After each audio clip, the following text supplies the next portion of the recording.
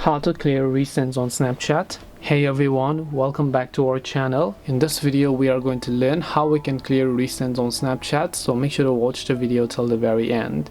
So if you want to clear your recents on Snapchat, all you have to do is go ahead and first of all make sure to launch a Snapchat application here.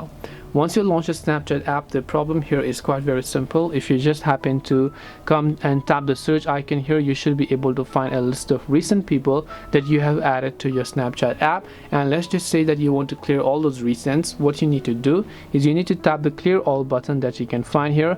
As you tap on it, here you'll find the option called clear recents, and those recents will get successfully cleared. This way you can go ahead and then basically clear recents on Snapchat. Hope this video is very helpful to you guys, and if it did help you, make sure to leave a like and subscribe to our channel. If you have got any more questions, then feel free to also leave them down below. Thank you for watching till the end of this tutorial, and see you soon in the next video.